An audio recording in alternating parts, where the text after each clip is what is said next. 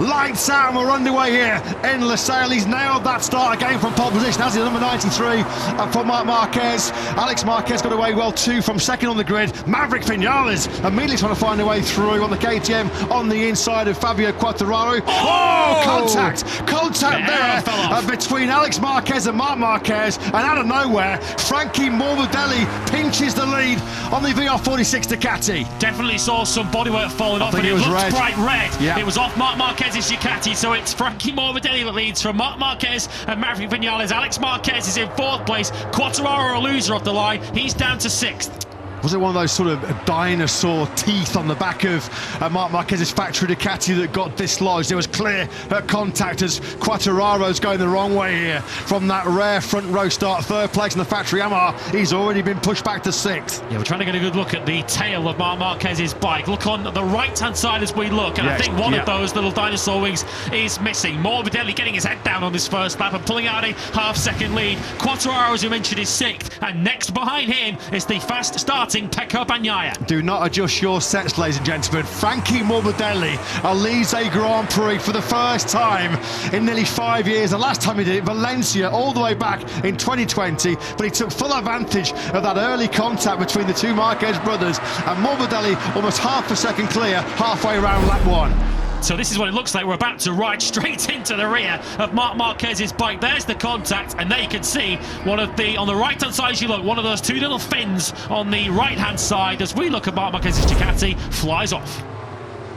Different class again, isn't he? Zarco Aldeguer, that's a dive bomb on the inside of Quartararo. He picks up the 2021 MotoGP world champion. Aldeguer believes, confident he has podium pace, and he is now starting to work his way back into that lead group, through on Quartararo in that tight left-hander, turn 6. This is the kind of race that Fabio Quartararo feared when he spoke on the grid. Once again in that second sector, Marc Marquez losing 3/10 to Morbidelli as Gian Antonio now takes Alex Marquez. So both Marquez brothers having tricky starts to this race, largely because of running into each other. It's now a VR46 1 and 3, and Morbidelli's lead is now over on second. There's more contact, huge contact. There's bodywork there lost for Alex Marquez. Well, he's already tangled with Marc Marquez in this Grand Prix. Fabio the Gian Antonio coming up by far the worst of that big contact. The Gian Antonio had just muscled his way through into the top three. Two VR46 racing bikes inside the top three, in front of the watching doctor Valentino Rossi on site here in Qatar. Just caught the back end of that. We're going to try and see a replay to see exactly what happened. Was that Marquez trying immediately to take back that third place that instigated the contact? We'll hopefully be able to draw a clearer conclusion very shortly. What is not up for any doubt is Alex Marquez plunges back to 8th place, and the Gian Antonio, having been third, is now 21st on the road. And Pecco Bagnaia is already into the podium places and 1 place behind his teammate Marc Marquez. It might all be coming up 63 now, as it did in Austin a couple of weeks ago. Pecco Bagnaia could not have dreamt of a better first few laps than this. We're on board then with the Gian Antonio. Into turn 12 we go, and slamming into the side of Digia goes Alex Marquez. Quite rightly, the FIA MotoGP stewards are looking at that one. Alex Marquez puts his hand up. Irresponsible riding, and that's no surprise. You knew Alex felt like he was guilty of over-aggression. He put his hand up straight away to the Gian Antonio. So this streak of second places surely coming to an end for the 73. Irresponsible riding. He's got a trip through the long lap penalty loop coming his way. Balance of power about to shift here between the two factory Ducatis. Pecco Bagnaia breezes through on his teammate Marc Marquez up into second place, and Pecco Bagnaia will not be able to believe his eyes the way this Grand Prix is going on. We're on lap 5. He's ahead of Marc Marquez into second place, and he's only got Frankie Morbidelli up the road. How much is that damaged rear aero impacting Marc Marquez's early challenge here in this Grand Prix of Qatar? Or is he just content to try and conserve some tyre life? He said himself the last 5 or 6 laps are going to be pivotal in this Grand Prix of Qatar. Just running his own race, avoiding all the trouble, avoiding all the chaos. It's Frankie Morbidelli who's 1.1 seconds clear as we go onto this lap 5 of 22. And there is the damaged rear aero flapping around there as he gets the power down.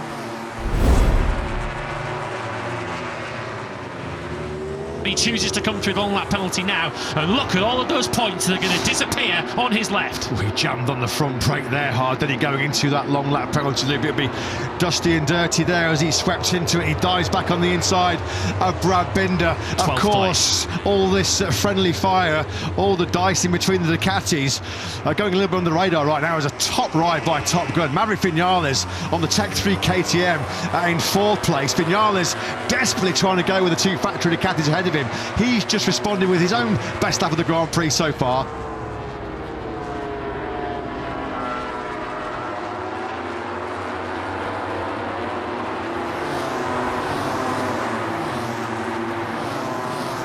Vinales, who we just mentioned, a 2-time MotoGP winner here in Qatar. Side by side go the factory Ducatis, red on red. Now Bagnaia is trying to seize the inside line. He runs on the inside curve. Such a tight line there for Bagnaia as Marquez with the slipstream slots himself back up in a 2nd place. Fastest rider on circuit is Vinales there on the Tech 3 KTM in 4th place.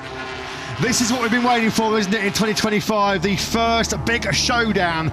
93 versus 63. Marquez versus Bagnaia. Their battles really did hog the headlines in Portimao and Jerez last year.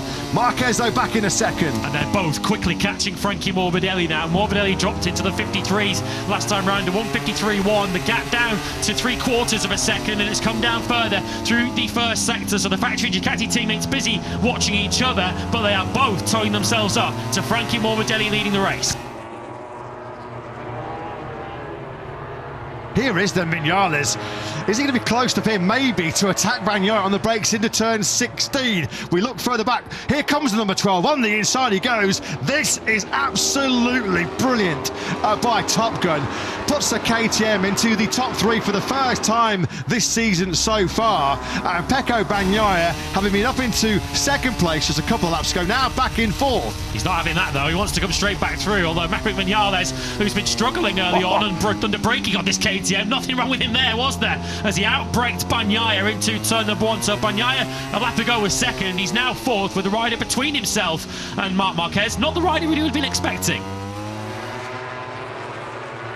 Now Vinales now all over the rear tyre of Marc Marquez. Surely he can't complete a hat-trick of MotoGP victories. Of course, at the moment, he's right in the game for yet another piece of incredible history. No rider ever in Grand Prix racing in the top class has won for 4 different manufacturers. He's done it for Suzuki, he's done it for Yamaha, he's done it for Aprilia, and now he's having a proper crack at a KTM here. This is stunning by Top Gun.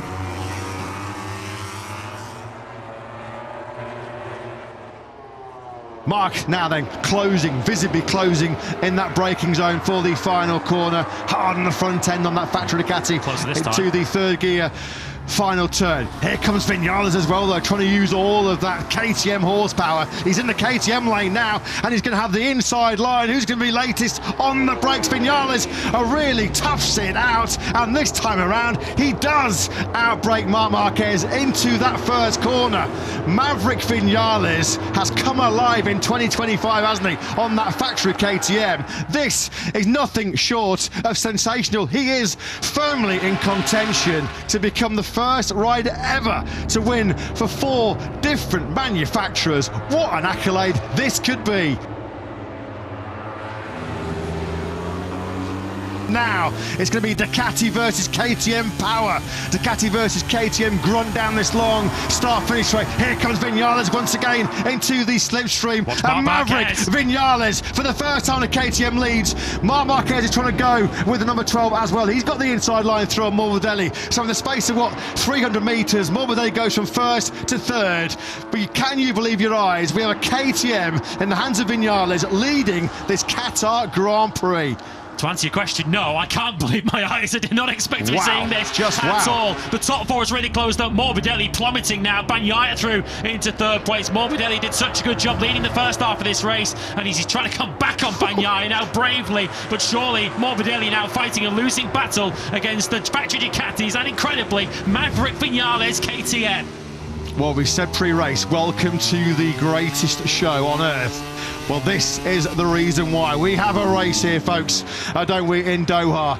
Vinales then it is that leads. Marc Marquez in second place. Coming back into podium contention here is Zarco. Don't rule him out on that LCR Honda machine. He's had a real strong ride. Further back, we've got Fermin Aldeguer in sixth place. Bagnaia again goes on the inside of Frankie Morbidelli. Oh. Frankie Morbidelli, though, he never gives up a position without leaning on somebody, does he? Morbidelli, you know he's going to tough it out now as they go through 13, 14. Look, Bagnaia sweeps back through again. He's going to run onto the paintwork now, through the fast right-handers. Yeah, he's got it now. Costing each other time to this, isn't it? And look at Zarco. His eyes are lighting up here in Losail. Through 14 we go. Finally, Bagnaia has made it through.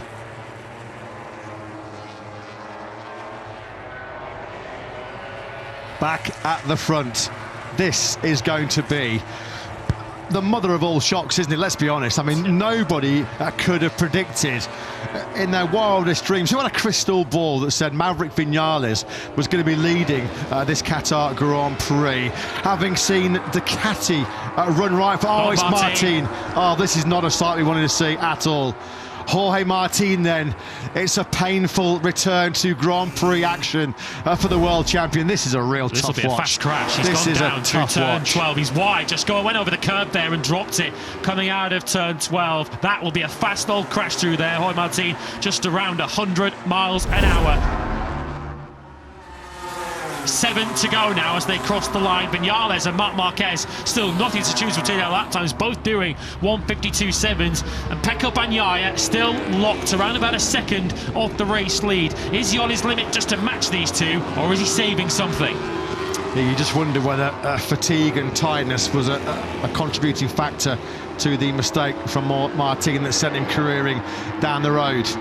Nothing really now, is there, between Vinales and Marquez? Who's going to blink first here in the Doha desert? Just about, what, 9/10 of a second back is Pecco Bagnaia. Is that already a gap too far for him to bridge? Just a lonely fourth right now for Johan Zarco. Yeah, Vinales has had his troubles stopping that KTM in those tight left-handers of 6 and 10, and he does blink. Well, we said who will blink first, and what, within 2 or 3 corners, it was Vinales. Marc back at the front. Yeah, you could see Marquez, he was getting wheel spin on that factory Ducati as he grabbed a handful of throttle going through turn 11. Has he just been stage managing this to absolute perfection? Has he just been perfectly content to sit on the rear tyre of Maverick Vinales, keep some life, keep some grip in those Michelin tyres? A couple of laps before this, we saw him run wide. He had a good look to his left there because he knew he was going to make sure he gave plenty of room for Marc Marquez. Didn't want to cut back on the racing line and potentially instigate a collision between the pair of them. And not that fastest lap of the race for Marc Marquez. Yeah, consecutive fastest laps, a 52.6 followed by a 52.5. The lead is over a second, and Marc Marquez has just left anyone who was in any doubt as to who the man was tonight in Qatar. They're in no doubt any longer. Well, it was in Burram, wasn't it, on his factory Ducati debut, where Alex Marquez and Pecco Bagnaia both said Marc was playing with us. You get the feeling that history is repeating itself a little bit here. The late attack that he was confident of making, well, that is in full float right now, a 52.561. Fair play to Marc. I mean, that was pretty much a second quicker than Bagnaia. Nothing that the Italian can do in response. Fermin Aldeguer might be snatching 5th place late on here. An excellent 4th last night in the sprint. A double top 5 bodes well for the future, doesn't it, from the rookie? He'd have taken that pre-weekend. Alex Marquez is also catching that trio, but he's not going to catch them quickly enough to have a top 6 potentially to celebrate at the end of this weekend.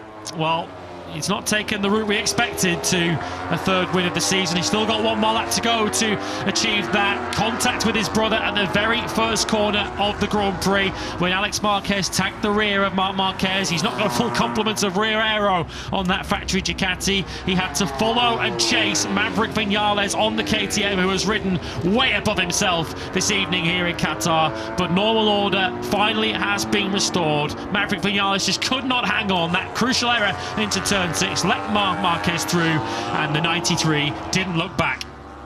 Too good, too strong, Simple as that, really, as far as the 93 is concerned. Alex Marquez talked to the media here in Qatar a couple of days ago and said right now the big advantage that Marc has over the field is his ability to manage the rear grip over the full race distances in challenging conditions. And he just is able to push on late on when everybody else is suffering from fading grip. Marc can just step it up a notch. He can just step it up a gear. Fair play to the likes of Morbidelli and Vinales, who did some of the front running in this Grand Prix. And Maverick Vinales is going to depart Qatar with a stunning podium. It is going to be a belated 68th birthday present for Hervé Poncharal. Because I think Fermin Aldeguer is just probably locked down now for a sixth place. No sense in throwing away a double top six here. He just hasn't quite got the late race pace to get on par with Morbidelli and Zarco.